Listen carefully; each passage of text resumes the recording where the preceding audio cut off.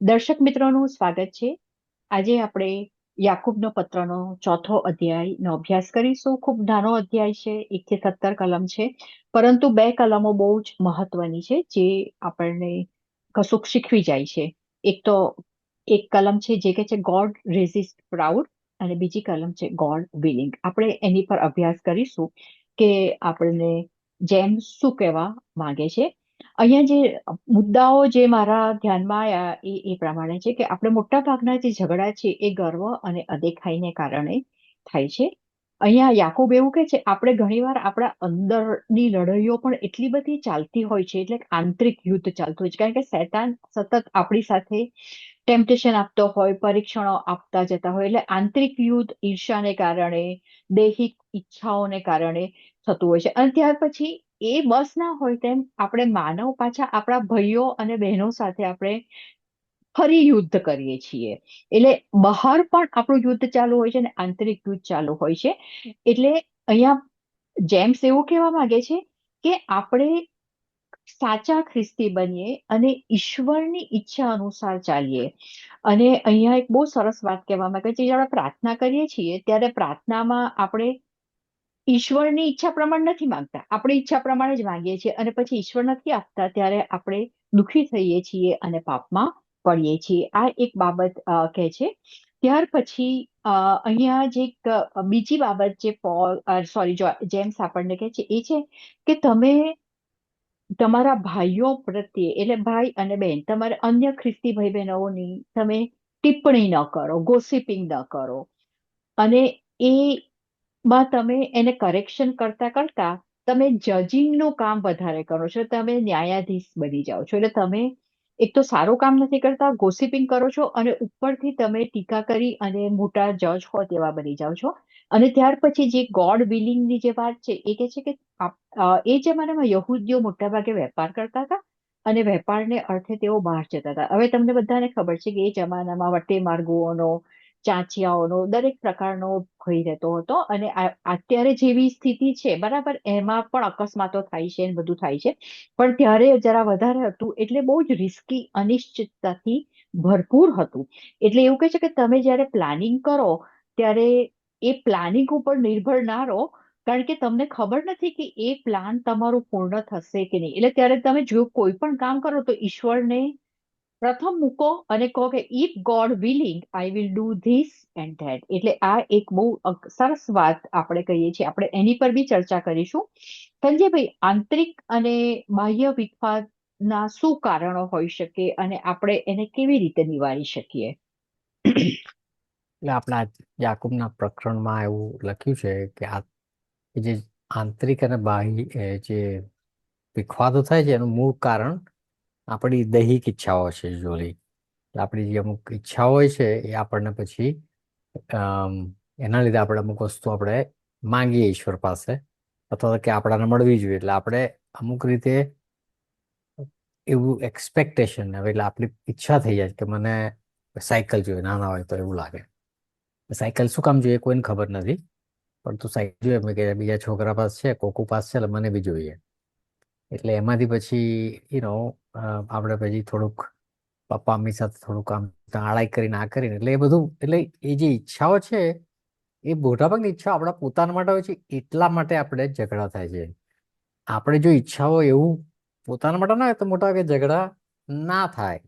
એટલે એ આપણે ખાસ યાદ રાખીએ. આપણે એવું નથી કહેતા કે તમે તમારા માટે ઈચ્છા ના રાખો, તમારા માટે કે તમારા ફેમિલી માટે ના કરો કશું, પરંતુ તમે ઈચ્છા એવી કરો કે જેથી તમને એટલે મને તો તમારા માટે કરવાની નહીં, તમારા ઈશ્વર એટલે ઘણી વાર એમાં થાય કે ભાઈ હું ઈચ્છા કરું કે હું કામ બી કરું કે ના કરું, એમ બી થાય કે કામ કરું કે ના કરું, ઈશ્વર વિલ પ્રોવાઈડ. એટલે એ તો એટલે કામ ને કરવાનું એને સવાલ નથી, તમારી ઈચ્છાઓ. એટલે અમુક ઈચ્છા આપણને ભાઈ કે આપણને થોડું ખાવા પીવાનું બે ટંકનું મળી રહે, નાનું ઘર મળી રહે, એવું આપણને ઈચ્છા હોઈ શકે. એ એ એ એ આ મૂળભૂત અધિકાર છે, એમાં ઈચ્છાનો અધિકાર છે. સવાલ નથી. હા, હવે યા. એવું નાના મેં સાયકલની વાત કરી, સાયકલની મારે કઈ જરૂર નહોતી, હું ચાલીને બધે જઈ શકું છું. આમ જોવા જાય સાયકલ પરથી પડવાથી ઇન્જરી થાય છે, માથામાં વાગે છે, ઘણાને ફ્રેક્ચર થાય છે, રાઈટ? એટલે ઘણી વાર આપણે આમ જોવા જાય આપણી ઈચ્છાઓ ઘણી વાર મૂર્ખ જેવી હોય છે. અત્યારે બી લોકોને કારમાં શોખ છે, મોટાભાગના લોકો કારથી મળે છે નંબર. અત્યારે જગતમાં પહેલા 4 કારણો હોય મરવાના, તો એક્સિડન્ટ ઇઝ નંબર 1 ઇન પહેલા 4 હમ કારણોમાં. એટલે આ બધી આપણી ઈચ્છાઓ જ છે કે જરૂર હતી કશે કારની, ગાડાથી બધા જતા હતા અને બધે જતા હતા. એટલે એટલે એનીવે, એટલે ઈચ્છા આપણે યા પોતાના માટે એટલે કરવામાં સંજીવભાઈ ઘણી યા વાર. પોતાને માટે જે કરીએ છીએ અને હમ અહીંયા ઇકોનોમિક્સ ની પણ વાત આવી જાય છે કે આપણી જે મૂળભૂત ઈચ્છા ની આપણે નથી વાત, રોટી કપડાં મકાન બરાબર એ હમ આપણી જરૂરિયાત છે એ જીવન જીવવા માટે, અને ઈશ્વર એની તો કાળજી કરશે જ.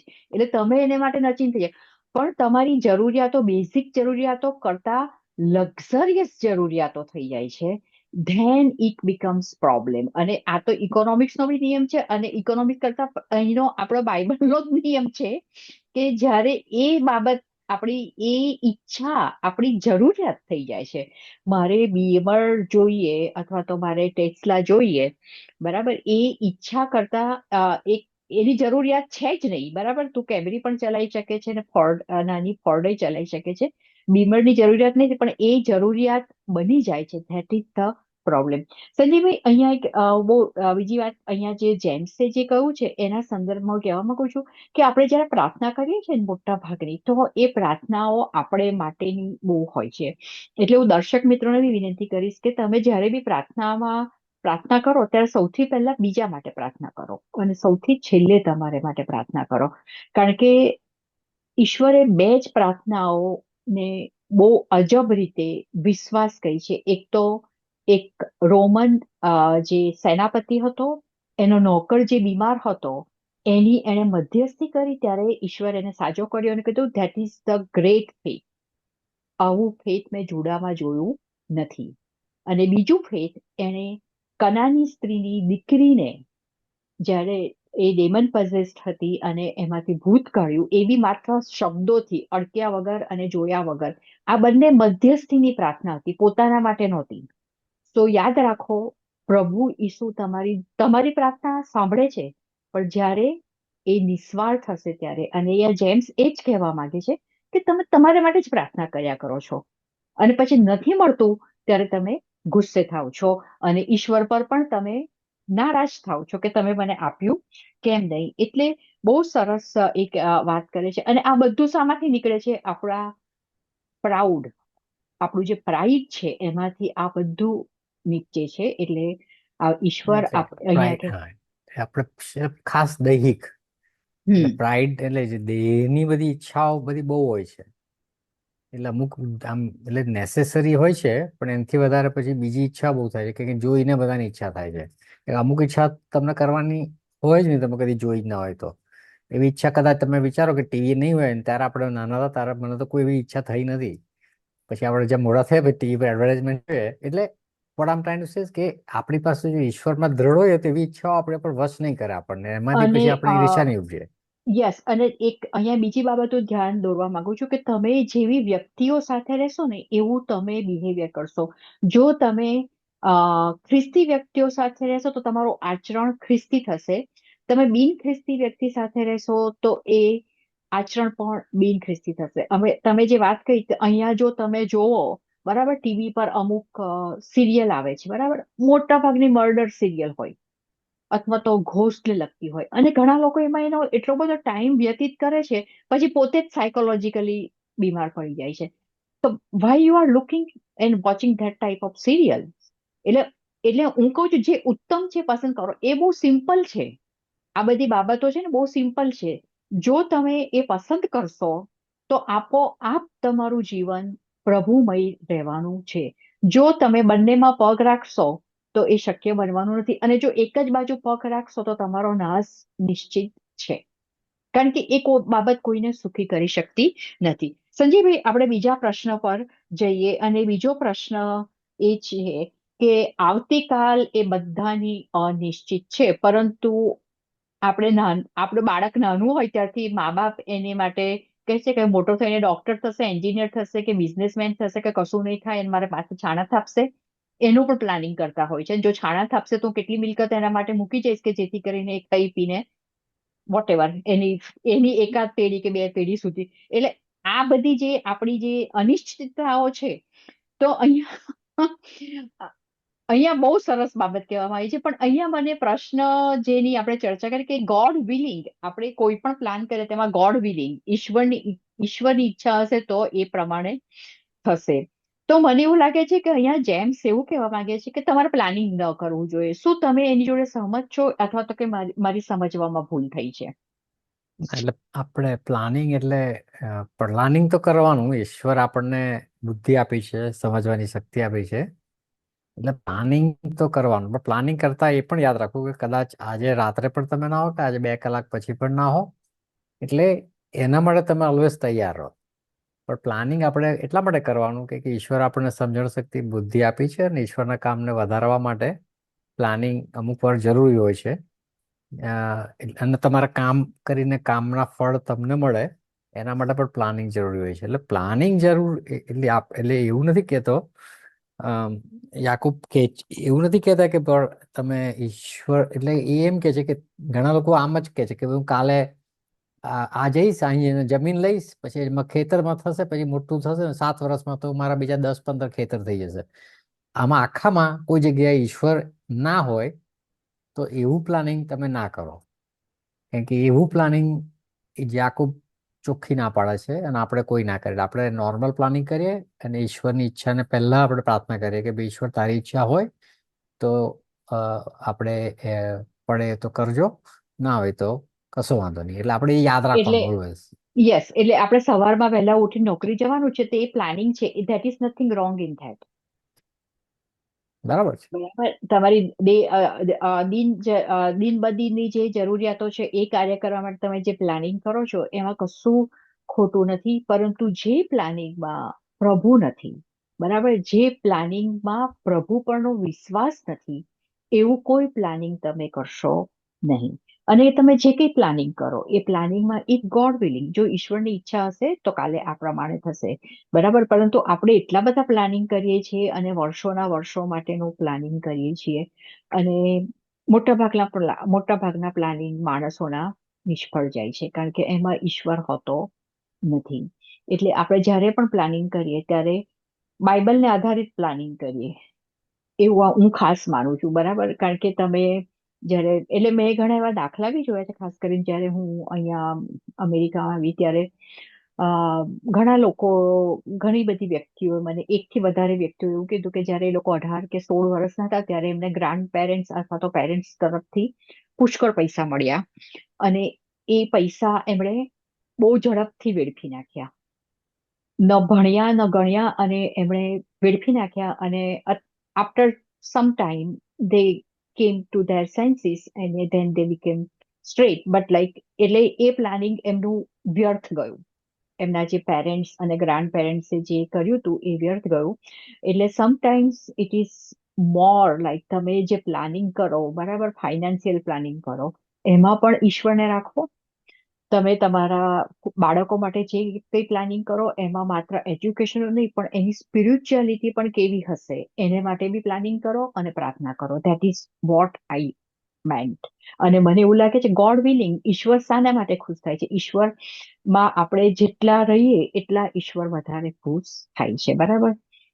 અને આપણે ઈશ્વરને જેટલો વધારે ટાઈમ આપીશું એટલા ઈશ્વર વધારે ખુશ થશે, કારણ કે ઈશ્વરને કઈ હીરા માણેક અને મોતીની જરૂર નથી. બરાબર. હી ડઝન્ટ નીડ ધેટ. એટલે એ બાબત આપણે યાદ રાખીએ.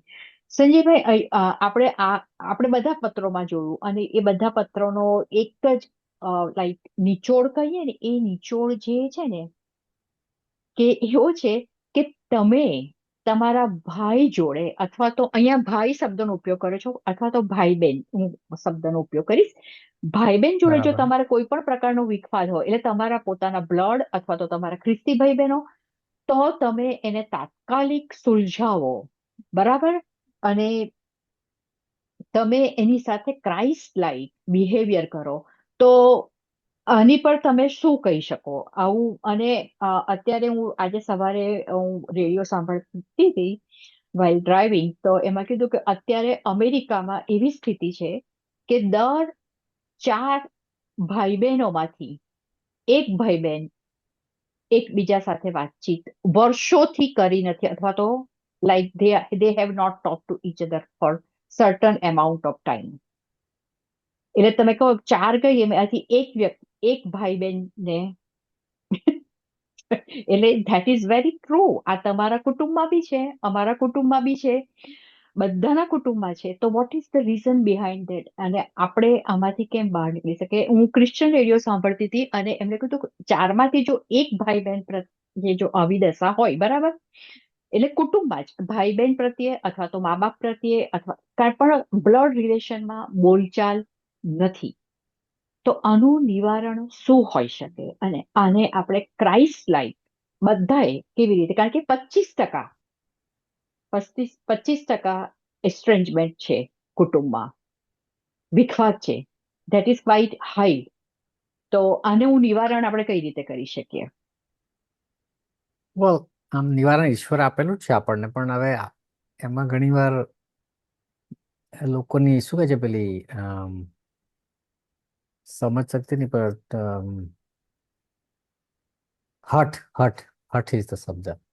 અમુક યા લોકોને હઠ અથવા તો જળ, પ્રાઇડ, અને રાઈટ. અમુક વાર જસ્ટ પ્લેન ઇગ્નોરન્સ ઓર સેલ્ફિશનેસ. એટલે ઘણી વાર વ્યક્તિઓ એકબીજા સાથે વાત નથી કરતા, ફેમિલીમાં પણ. ફેમિલીમાં ઘણી વાર વધારે બી જોવા મળે થોડું, કેમ કે ફેમિલીમાં ઘણી વાર તમારા ઓકેઝન હોય, મિલકત હોય કોમન, તમે એટલે ઘણી વાર, અને અમુક વાર આપણે પેલું સોશિયલ સ્ટ્રક્ચર એવું છે ઘણી વાર કે ભાઈ, એટલે સિબલિંગ રાઇવલરી કે છે અમેરિકામાં, એટલે હરીફાઈ એકબીજા સાથે કરે કે મોટો ભાઈ છે તો નાનો ભાઈ છે, વચલો છે, બેન છે, તો કે ભાઈ એને સારો વર મળ્યો, મને ના મળ્યો. એટલે આપણે બધા છે ને, આપણે સોસાયટીલ આપણા પાસે બહુ બધા દૈહિક નીતિ નિયમો છે અને આ દૈહિક જ ઈચ્છાઓ પ્રશ્ન. છે, અને પછી આપણે ઈશ્વરની ઈચ્છા એમાં પછી ભૂલી જઈએ છીએ. એટલે ઈશ્વર એવું કશું કરવું નથી. ઈશ્વરની નજરમાં તમારે ખાલી શું કરવાનું છે? ખાઈ પીને ખુશ રહેવાનું છે, કન્ટેન્ટ. તમારી બેન કે ભાઈ પાસે જે હોય કન્ટેન્ટ. તે, તમારી પાસે બી કપડાં છે ને ખાવાનું છે, દેટ્સ મોર દેન ઇનફ. તમારી પાસે ઈશ્વર છે, એની પાસે ઈશ્વર છે, બી હેપી. એટલે હમ. આપણે એમાં ભૂલી જઈએ છીએ, કેમ કે આપણે ભૂલી જઈએ, કેમ કે આપણે જગત આપણને ભૂલાવે છે કે તમને પેલા સિરિયલ જોઈએ તો સિરિયલની શરૂઆત જ એવી રીતે થતી હોય કે ભાઈ ઝઘડો પહેલેથી કશે સાસુ વહુનો ઝઘડો બતાવે કે આ બતાવે. એટલે આપણા બધાને કમ્પ્લીટલી નાનપણથી બ્રેઇન વોશ કરવામાં આવે છે આવું બધું બતાવીને, અને જે સારા આચરણ વાળું કશું બતાવતા નથી. અને હવે એટલે પછી હવે એટલે એટલે આપણે પોતે જો આનો ઉપાય જે કીધો, ઈશ્વર પાસે આવવું પડે, ઈશ્વરનું ઓળખવા પડે.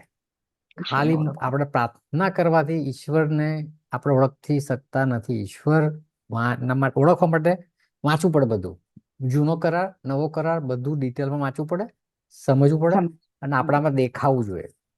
એટલે એ યસ. આપેલું છે ઈશ્વર આપણને, પહેલે આ વર્ષોથી આપેલું છે એને. અને એટલે આપણે, અને જે યહૂદી લોકોમાં બી ઝઘડા થતા, યહૂદીઓના ભાઈઓના બધા બહેનોના, પહેલેથી જે આપણે જોઈએ છે ઓલ્ડ ટેસ્ટામેન્ટમાં, બીકોઝ એ લોકો વાંચતા નહોતા બરાબર અને સમજતા નહોતા. અને એટલે જે બી સમજ્યા છે ઈશ્વરનો અ, સંદેશો અને હૃદયમાં ઉતાર્યો છે, એ લોકોને કોઈ ઝઘડો થતો નથી, અને એ લોકોને બ્લેસિંગ એમની રીતે મળે છે, અને એમની રીતે દે આર હેપી, કન્ટેન્ટ.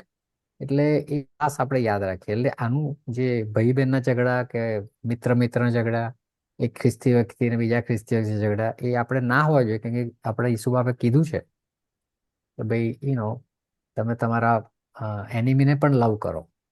એટલે આપણો હમ. જે પહેલો એ જે છે તે આપણે ખાસ યાદ રાખીએ. એટલે એ યા એનું એટલે નિરાકરણ છે. નિરાકરણમાં એ જ છે કે ઈશ્વરે આપણને જે કહ્યું છે, કાઇન્ડનેસ, ફર્ગિવનેસ અને જે લવ છે, એ તમે લવ તમે પહેલા મૂકશો, તો કદાચ તમારા ભાઈએ તમારી બધી મિલકત પડાવી લીધી હશે, તો પણ તમે કીધું કઈ વાંધો નહીં, ધેટ્સ ઓકે. ઇટ્સ ઓકે, કેમ કે બરાબર. મિલકત લઈને જવાનું જ કઈ છે ને ઉપર લઈ જવાનું છે. એટલે ઘણી વાર આપણે ગાંડિયા જ છે યા એટલે એને અત્યારે ખુશ થતો હશે કે મેં ભાઈ પણ એટલે પણ આપણે એમાં હસી લેવાનું. સો એટલે એટલે એટલે પણ જે તમારું કોલ જે જ્ઞાન હોય તો આપણે તમારું જ્ઞાન હોય તો કોલેજે તમે કહું ને હસવાના જ કે છો. જતું કરો, હા. જતું કરો, જતું કરશો તો તમને એ બહુ લાગશે નહીં. અને આ બધી એટલી બધી નાની નાની બાબતો છે કે, અને મિથ્યા છે, એટલી બધી મિથ્યા હા. છે ને કે એનો કોઈ અર્થ નથી. પણ તેમ છતાં આપણા કુટુંબોમાં થાય છે. આપણે ઈશ્વરને પ્રાર્થના કરીએ કે દરેકના કુટુંબમાં શાંતિ સ્થપાય, દરેક ભાઈ બહેનો એકબીજા સાથે વાતચીત કરે, અને દરેક ખ્રિસ્તી ભાઈ બહેનો પણ, આપણે ચર્ચમાં જઈએ છીએ, આપણે બે વ્યક્તિઓ અલગ અલગ વિચારધારામાંથી આવીએ છીએ. એક જ કુટુંબની વ્યક્તિઓની જો વિચારધારા અલગ અલગ હોય, તો બે અલગ કુટુંબમાંથી આવતી વ્યક્તિઓની વિચારધારા, મતો અલગ અલગ હોઈ શકે. પરંતુ એ તમારા મન દુઃખનું કારણ ન બનવું જોઈએ. That's it. મન દુઃખનું કારણ નહીં જ બને જો તમે ઈશ્વરને યસ. પૂરેપૂરો તમારું હૃદયથી ચાહતા હશો તે કદી બનશે નહીં. હા, કેમ કે કદી એમાં બનશે નહીં. એમાં એવો સવાલ આવશે જ નહીં તમને કદી હમ. કે ભાઈ મારી પાસે ઓછું છે કે એની પાસે વધારે છે. એ જે સવાલ આપણને આવે છે દર વખતે, અમુક વાર એવું લાગે બી ખરું કે ભાઈ એટલે ઘણી વાર પણ તો પણ તમે જો ઈશ્વર તમારી પાસે હશે તો તમે એની સાથે તમને બહુ એવું નહીં લાગે, કદી તમને એવું નહીં લાગે કે ભાઈ એવું કઈ તમને વિખવાદ કરવાનું કારણ નહીં મળે, એ બનશે નહીં. હમ. હા, કદાચ તમારા કન્ટેનમેન્ટથી કદાચ તમારા બીજા ભાઈ કે ભાઈ એમને કદાચ એવું લાગ્યા કરે કે આ કેમ આટલો સુખી છે, એની પાસે કશું નથી તોય, અને એ કદાચ ભલે દુઃખી થતા એ બાને, પણ તમે તો તમારી રીતે નહીં દુઃખી થાવ એમ. એટલે દર વખતે યા. કારણમાં તમે કે ભાઈ બહેન કે બીજા મિત્રોમાં ઝઘડવામાં અમુક વાર એવું પણ નથી હોતું કે તમે એનું કારણ છો. કારણ ઘણા બધા હોય છે. આ હમ. સામેનો માણસ પણ એનો વાંકમાં હોય. એટલે એવું પણ નથી, પણ આપણે આપણી રીતે કોઈ કારણ ના આપીએ. ઈશ્વરે કહ્યું છે ને જો હા, બધા આપણે ઈશ્વરમાં આવે હા. તો અને આપણે પ્રાર્થના કરીએ કે જે માણસ નથી અત્યારે કે ભાઈ બહેન એ એક દિવસ આપણી સાથે આવે. આપણે ઓલવેઝ આપણી ઈચ્છા એ જ છે, ઈશ્વરની ઈચ્છા પણ એ જ છે, જે ગેટું ખોવાયેલું છે તે પાછું આવે. આપણે બી યા, એક દરેક વાર ઘેટા ખોવાયેલા હતા ખોવેલા. અને હા, આપણે આપણે બી ખોઈને પાછા પાછા. આવેલા છે. Right. એટલે આપણે બી બરાબર. ખોવાયેલા ઘેટા જ હતા. એ યસ. આવશે ઘેટા બધા પાછા આવશે ઈશ્વર પાસે. યા. અ, યા ગઈકાલે જ મેં એક પીબીએસ ઉપર એક ઘેટા પાડકને જોયો. એટલે એટલે જે ઘેટાઓ, એટલે મેં કીધું ઈશ્વરે બહુ સરસ ઉપમા આપી છે કે ઘેટાઓ હમ. કેવી રીતે ફોલો કરે છે એના શેફર્ડને. એ લોકો પછી આમ તેમ, પછી એમને ખબર ના પડે, બહુ ટોળું હોય એટલે આમ તેમ થઈ જાય. પછી એટલા બધા ગભરાય છે અને શેફર્ડ જઈને પછી એને લઈ આવે છે કે તું કઈ પડી ગયો ને કઈ થયો, અને એને માટે શેફર્ડ પોતાનો જીવ જોખમમાં મૂકે છે. એટલે આ તો મેં 2026 નો શેફર્ડ પેન્ટ શર્ટ અને જીન્સમાં જોયો. બરાબર. Okay. Cowboy. So so wonderful. But like જે ઈશ્વરે 2000 વર્ષ પહેલા પોતાને જે શેફર્ડ તરીકે વર્ણવ્યો છે એ જ અત્યારે પહેરવેશ બદલાઈ ગયો છે, પણ કામ તો એ જ છે. 2000 વર્ષ પહેલા બી એક ખોવાયેલા ઘેટાને શોધી લાવતો હતો, અને આ 2026માં પણ આજનો શેફર્ડ પોતાના ખોવાયેલા ઘેટાને શોધી લાવે છે. સંજયભાઈ, અહીંયા આપણે આપણો ચોથો અધ્યાય પૂર્ણ કરીશું. દર્શક મિત્રોનો આભાર માનીએ એમના મોટિવેશનને માટે, અને તેઓ આપણને સાંભળે છે, આપણને પ્રશ્ન પૂછે, અને તેઓ પણ બાઇબલ સ્ટડી કરે અને પોતાના કુટુંબમાં જ કરે, જેથી કરીને મિત્રો માં કરે કે that is the best way to do the Bible study. અને એ રીતે આપણે ઈશ્વરમાં વધતા જઈએ અને ઈશ્વરની સ્તુતિ કરીએ, એવી પ્રાર્થના. God bless you all. Please like, share, and subscribe this channel. Thank you.